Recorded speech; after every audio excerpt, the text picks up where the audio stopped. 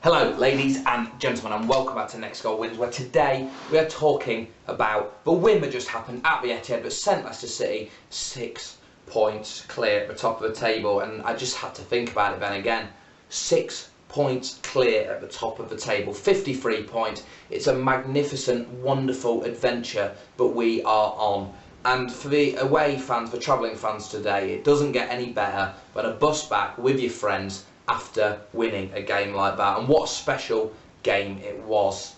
We've had teams before. We've had the Worthington Cup winning teams. We've had obviously the massive O'Neill era. We had the promotion team in League One. We had the promotion team in the Championship. But this is the greatest of all the teams Leicester City have arguably ever had. To go to Manchester City, a team with infinite amounts of money, pools of money you could bathe in. They soak themselves in the money. Yaya Toure, he could burn his money every week, and the next week he gets another 220 grand. We are not that club. We do not pride ourselves on that. We're a club with heart, spirit, friendship, determination, and all the qualities you want to see as a fan from your football team. You see all these pundits talk about, God, Leicester working really hard, putting a real shift in, and we take that for granted as Leicester fans now, but every game, they just don't see that. Man City fans, if they turn up, which they probably didn't as well today, don't see it. Manchester United fans don't see effort. Liverpool fans don't see effort. And Fabian Delph summed it up for me before the game, pretty much in an interview, said, yeah, you know, we've got brilliant spirit in the team. Yeah, we're all really happy to be here. And you think, oh, media trained. Fuchs comes on 2 minutes later, big smile on his face, proper friend group. That's a proper group. You can tell the energy's flowing. It's not in Man City. They can kid themselves and say that, but it is not the same as what is going on at Leicester City Football Club at the moment. And we have to talk about Ranieri. We must embed that in the players. We have to talk about the players, which I will later on. But first off, we have to talk about the game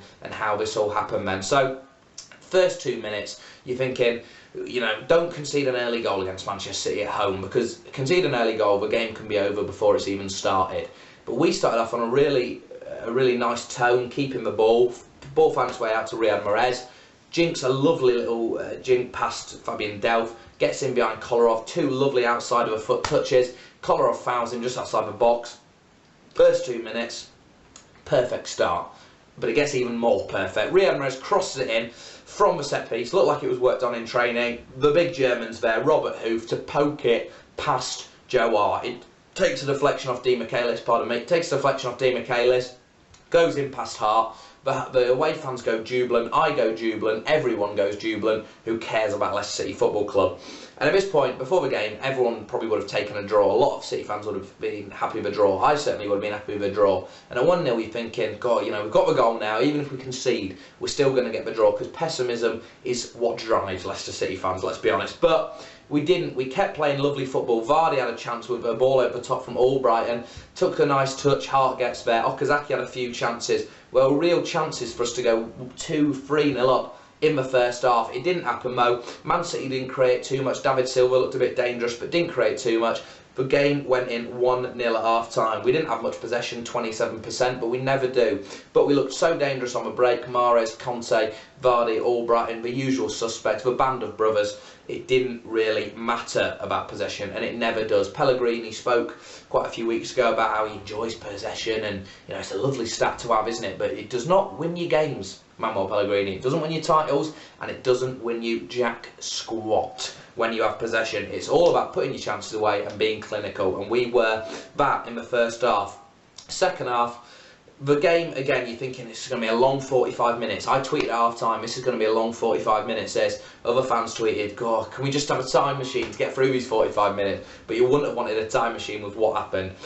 Only a few minutes into the second half, we find a second goal, and it comes from a source who's provided for us all season. I always say about Mahrez, when he's bad, he's bad. When he's good, he's incredible. And in this game, he was good, and he was incredible for this goal.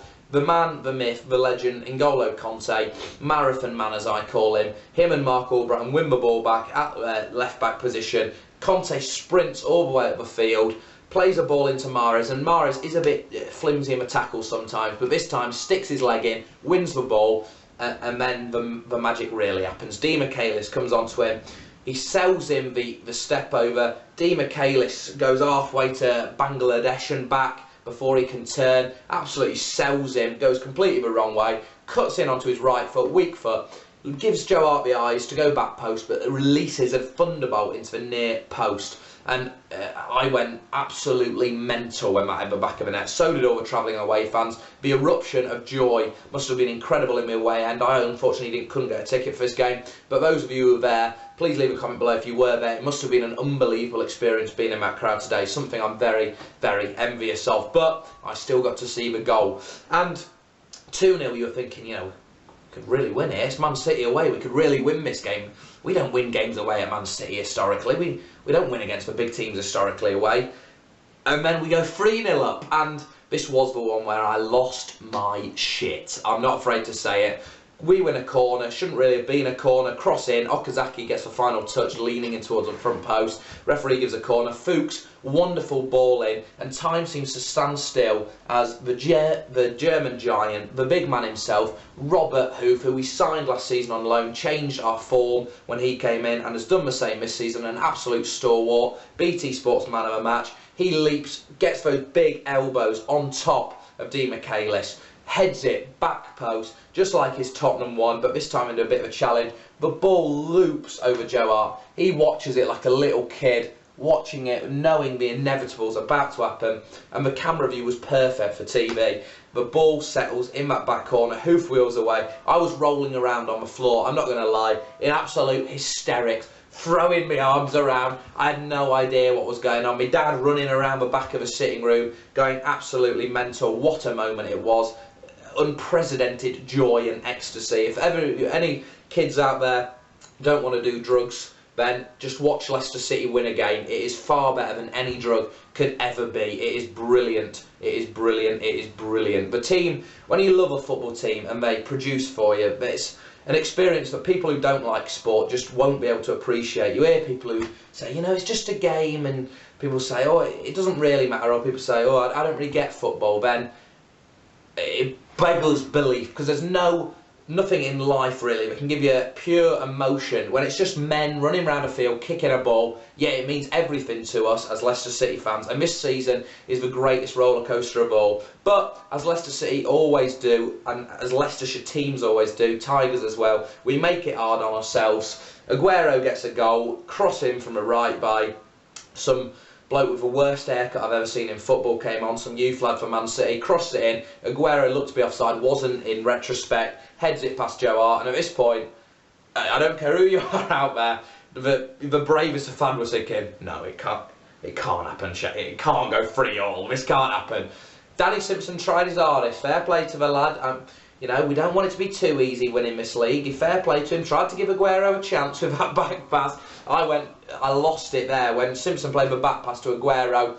It was unbelievable what he was doing. Aguero misses from a tight angle, Schmeichel does well to get out there. But the game finishes 3-1, the crowd erupts. You know, all 1,000 of the Man City fans left in the stadium, exit, and the travelling fans erupt. Just a quick point on that. If there's any Man City fans watching this, and some of you, if you are watching this, might go to the game, you might be season ticket holders, you might go week in, week out, and you must have to admit it's an absolute embarrassment, the crowd at Manchester City. To not sell that ground out for a game like that, why build the bigger tier? I mean, Leicester City, we sell out the King Power every week. We sold out the away attendance today. Obviously, it's because we're top of the league, but we did it last season when we were in the relegation zone, and it can't get any bigger than this for you Man City fans. You're against the top of the table, and to not sell the ground out, and for it to still be a record attendance apparently for Etihad is a bit of a joke to me, and should really be an embarrassing fact for those City fans who go week in, week out and support their club, which I'm sure there are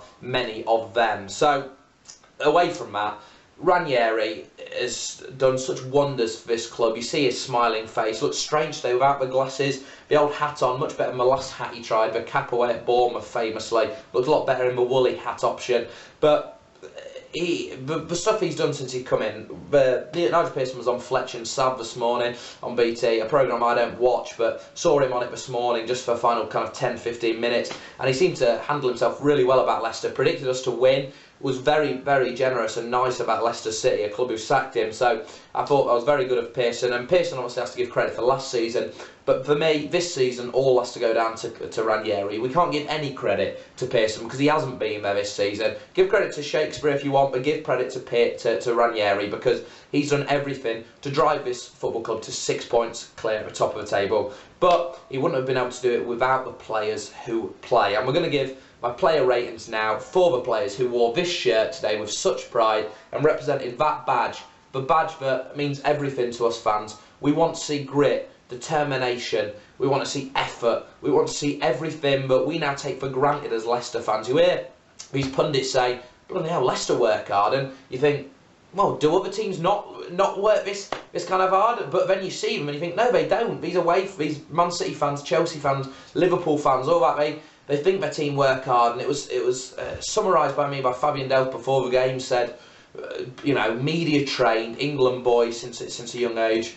Well, yes, you know, it's all about the team. We've got a great team, effort, work spirit. Yeah, we all get along, and it's all about the team. And you think, well, no inspiration there. It's probably not a great team bonding there. You all get paid loads of money. Fuchs comes on, smiling away, giving it all that. He looks like someone who's enjoying where he is at the moment, loves it. Had a smile on his face, unlike Delph, not media trained, said what he wanted to say, and that summarised it for me. That these players we just take for granted as having this amazing team spirit and dressing room. And for people who are disappointed about not getting a signing for a striker on deadline day, I have to admit I was slightly disappointed. That surely has to be wiped out now because he might have disrupted that dressing room as it is. Daniel Amati tweeted after the game, it looks like he's been embedded into it, and even Liam Moore, who hasn't played all season, who hasn't been given a chance to play all season, not even in cup games, he tweets about how much it means to him that Leicester City win. So the team and the squad and everyone involved have to be so proud of themselves for where we are. The fans have to be proud of this team, that we can live in this dreamland and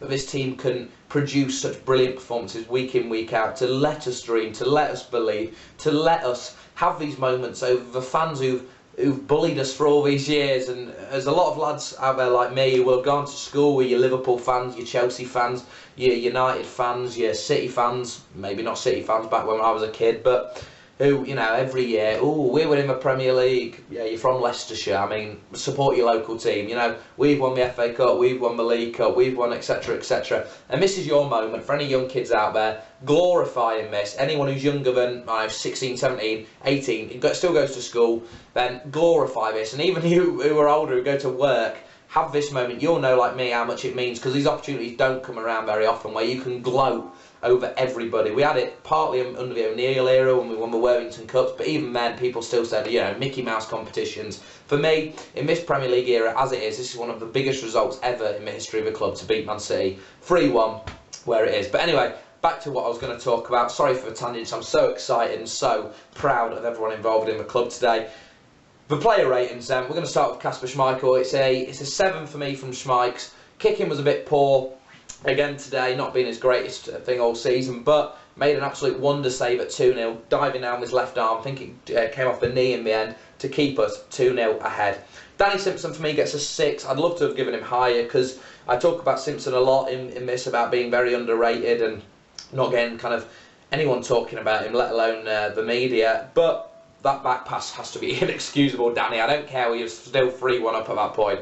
You can't be doing that. It'd be ghosts of Konchesky past were coming up to us from that West Ham one last season when he did the same thing and Carroll went in and scored. But 6 for Simo. It's an 8 for Christian Fuchs for me. Fuchs is just my favourite Leicester City player at the moment because of what he does on Twitter, how he interacts with the fans, how he seems like he wants it so much. It means so much to him. I love Christian Fuchs. He loves being here. Let's hope this marriage continues for a few more years to come. Centre-back pairing, I mean, immense all season, immense again today. How can we talk any less about Wes Morgan and Robert Huth? Now, Huth obviously got man of the match for his 2 goals. And I'm going to give Robert Huth a 9 out of 10. Close to perfection, couldn't give him any more. But this might be surprising to a few people. I'm also going to give Wes Morgan a 9 out of 10. Now, for me, Wes epitomises, as captain, what a captain should be. Leads from the front, throws his body into everything, and He's an absolute warrior on that pitch. He does everything I want to see as a Leicester fan, unheralded by a lot of people. A lot of fans last season criticised him. His positioning's got a lot better this year, but the work rate, the heart, the desire to get to everything and to block everything goes unnoticed by a lot of the media. So Wes gets a 9 for me.